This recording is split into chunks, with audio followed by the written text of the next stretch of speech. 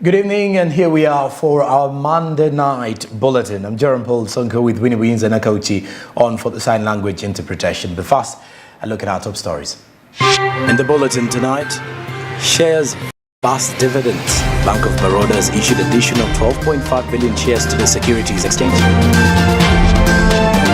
Elsewhere, Somalia gets the nod for East African Community. Heads of state adopt the report of verification of Somalia's application to join the EAC. And also, investment system tolerates IBP. Ministry of Finance has launched the second phase of integrated bank projects.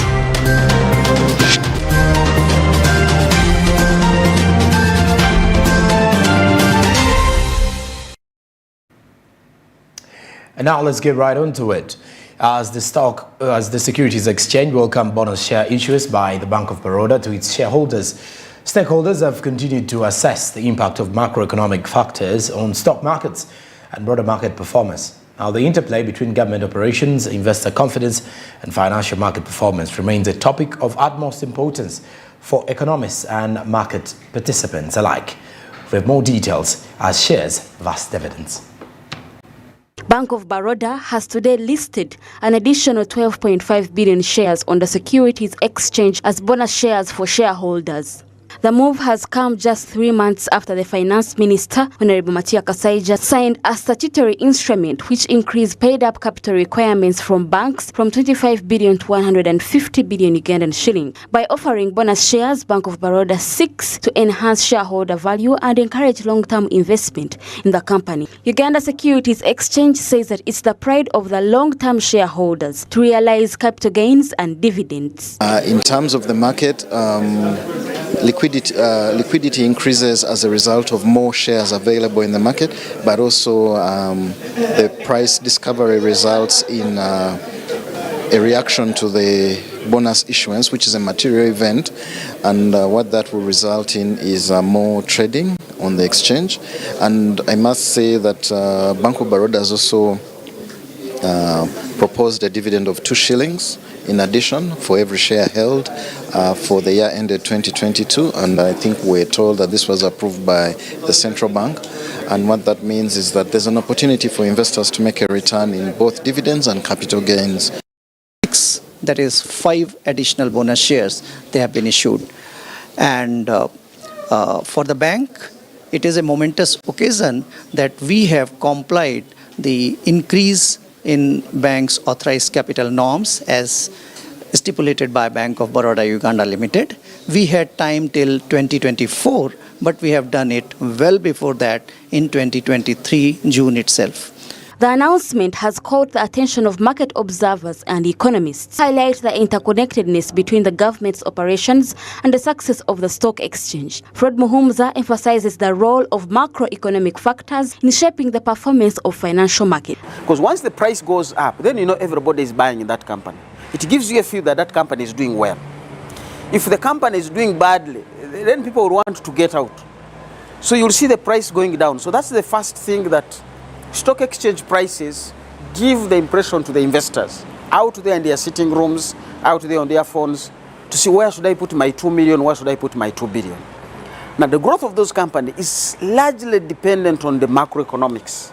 The way the government has run the economy, is it stable?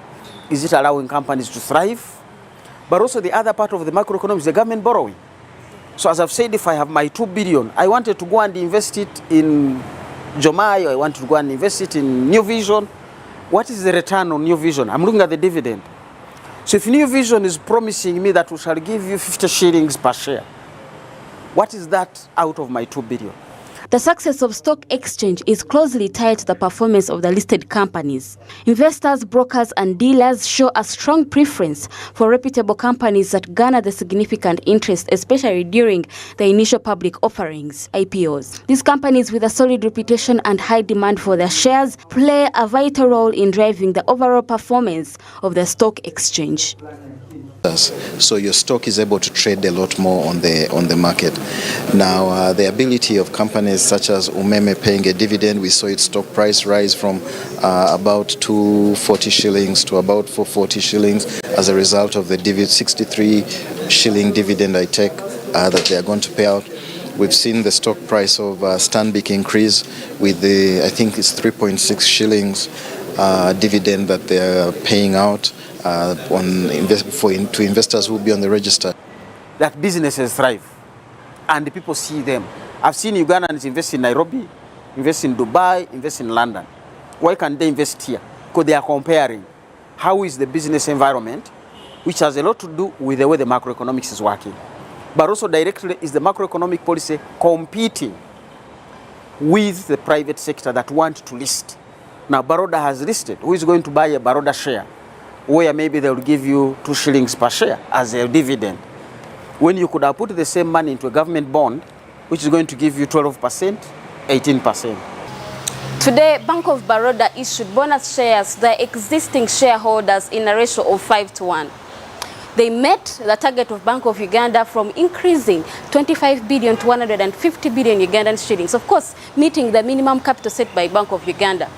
What does this mean for the Uganda Securities Exchange? It means that there is going to be more liquidity on the market. But that aside, let's look at the factors that facilitate the growth of the exchange. I've just learned from the economist himself that most of the Ugandans or the shareholders that buy stock buy to hold and not to transact. Then there's also the issue of microeconomic policies that are usually set by government and other conditions, but he called on to government to set a favorable environment for these companies and listed on the stock exchange to be able to remit profits, and the people that are shareholders be able to get capital gains as well as dividends. I'm Rona Nahabwe, Smart 24 TV, Business Today. All right, now moving on, the Ministry of Finance, together with other stakeholders, has launched the second phase of Integrated Bank of Projects aimed at enhancing public investment management and promoting efficiency in project implementation. This is stepped to hold transformation of digital project processes, paving way for a more efficient and streamlined approach to public investment management. We have details in this report. According to World Bank's 9th edition, Uganda loses over 1.1 trillion shillings annually due to inefficient infrastructure spending, such as underpricing contracts and inability to complete projects within costs and time. Currently, public investment management faces several challenges that hinder effectiveness. Cumbersome and time-consuming manual processes, lack of transparency, and inadequate coordination among stakeholders often lead to delays, cost overruns, and inefficiencies. The Finance Ministry has now set the primary objective of the Integrated Bank of Projects to optimize efficiency and ensure proper allocation of resources. The extent to which it has improved efficiency, we expect the system to increase speed at which we have been processing projects through. We expect the system to be able to enable us to remove leakages which have been bringing high cost. We expect the system to enable us minimize cost overruns. The country has in earnest started investing into infrastructure facilities and other developments that will allow Uganda to access revenues for exploration of oil. Revenues from oil may even create new opportunities or even interest to finance the development of critical infrastructure and human capital. This strategic initiative is designed to revolutionize the way public investments are managed. Embracing modern techniques, Uganda is poised to witness a transformation in ways infrastructure development projects are executed, ultimately benefiting nations' economy. But it's a key reform because nations that have done well have had automated systems. Why it is even called integrated bank, I think this one originated from Chile. That time they used to have huge computers which they used to call banks. And those who are in the business of appraising projects had those computers. But as things evolved, these were automated. The comprehensive approach encompasses various stages, including project prioritization, budget appropriation, implementation, monitoring and evaluation, as well as project completion. Government aims to minimize bureaucratic hurdles and enhance transparency in resource allocation. We have been having a challenge, like you had. In the past, we would process, say, a borrowing for a road without studies, without a project. We would just respond to the needs of our people without necessarily putting a plan. On one hand, this increased focus on capital formation recognizes the need to address the key binding constraints to investments, such as poor infrastructure, that if removed would accelerate economic growth. Unfortunately, many of these projects have faced challenges and hence not been completed on time or on budget, hence denying the country access to services, as has been mentioned, that would have been otherwise been derived from these investments, as well as undermining overall growth and development. As government envisions improved efficiency and optimal utilization of resources, the second phase of integrated bank projects holds significant potential to transform Uganda's project management landscape by embracing digital technologies and streamlining processes. Bernia Katsime, Smart 24 TV, Business Today. All right, now, the heads of state deliberated and adopted the report of verification for the Federal Republic of Somalia's application to join the East African Community. As a partner state, that is following the 21st East African Community Extraordinary Summit, which took place in Bujumbura, Burundi. They also directed the East African Community Secretariat and Council to start negotiations immediately and report to the following 22nd Ordinary Summit of the heads of state. Samuel Kirmunda compiled this report, and this is what he gathered. Heads of states assembled in Bujumbura, Burundi, to approve and adopt a report on the verification of the Federal Republic of Somalia's application to join East African Community. President Museveni was represented at the summit by the Right Honourable Rebecca Kadaga, the first Prime Minister and Minister for the East African Community. They also spoke of the peace and stability in the Eastern DRC to foster an environment that will attract investors and lead to the creation of more jobs for youth and investments in the community's development. Burundian President Evariste Ndayishimiye has requested financial support from all East African partners in order to establish an East African Community Peace Facility Fund.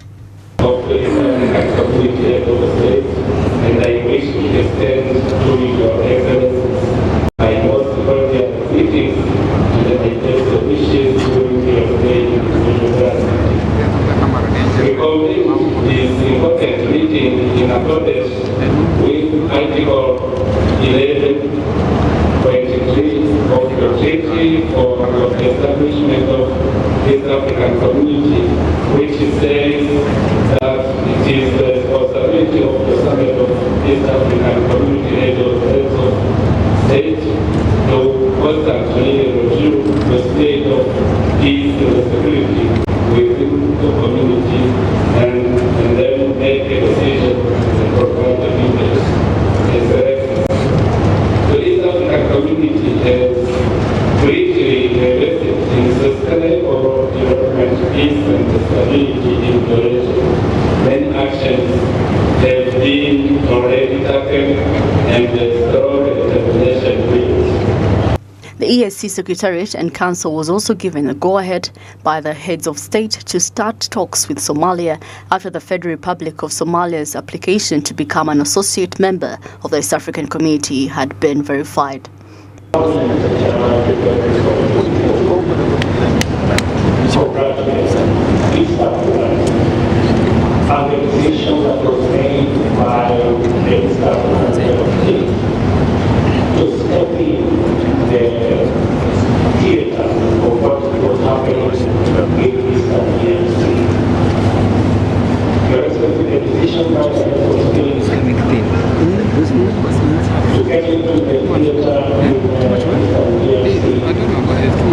And to work with our brothers and sisters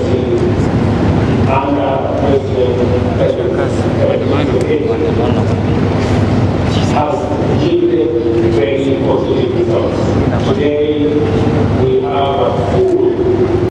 Dr. Peter Muthuki says during a conversation with the Secretary General of the East African Community Secretariat that the inclusion of Somalia in the group will attract more investors and open up more economic chances. Somalia, so similarly, Somalia, yes, of course, they have a past, but we have a leadership in Somalia that is ready to work with the rest to help them resolve the issues. As we speak, I said we have troops from Uganda, from Kenya, from Burundi in Somalia, and they are not members. Would it not be better to deal with Somalia within the framework of EAC than leaving them out? Because when we leave them out, problems will still affect us, and we have nothing to do. But when they are inside within EAC, it becomes easy now to deal with them within the framework of EAC, and so is DRC. So let's not look at the smaller issues and the short term. Let's look at the bigger picture. What does it mean to have a strong regional economic bloc of 500 million people in the global scene today? It means, one, investors will be attracted to come and invest in East Africa because there's a huge market. What does that mean? Creation of jobs for our youth. It means a bigger voice in the global scene, and therefore becomes easy. And therefore, I think the stronger the regional economic bloc, the better for us as East African community. And that's the future of our continent, of our region going forward. The focus of the 22nd Extraordinary Heads of State of East Africa Community will be on the status of negotiation with the East African Community Council and Secretariat following Somalia's admittance to the community. Somalia's concerns with insecurity will be handled by the community partner states after it joins the East African Community in order to safeguard its citizens and enterprises generally. Samuel Chirumonda compiled this story. All right, now let's turn our eyes to the Chenkwanzi resolutions. The ruling party, NRM, has today concluded its 10 days retreat, whose main agenda was focusing on increasing household incomes of the Ugandans who are still living under poverty. Now, 20 resolutions have been passed, including prioritizing the parish development model and value-added addition in regards to coffee and sugar. We have details. The just concluded NRM Parliamentary Caucus, whose keynote speaker was the President of the country, who is also the National Party Chairman, passed over 24 resolutions, among which is the parish development model, value addition on coffee and sugar, electing parliamentary commissioners by members of parliament, fighting corruption, procedures of introducing private member bills, among others. According to the government chief whip, members of the NRM caucus have committed to supporting government's programs, that is PDM and EMYOGA, through monitoring them in their constituents. The members of the NRM Parliamentary Caucus should adopt the NRA/NRM historical mission of transforming Uganda from a traditional society to modernity. To emphasize the question of ideology, strategy, policy implementation, and administrative cohesion of the members of the NRM, both within the caucus and beyond.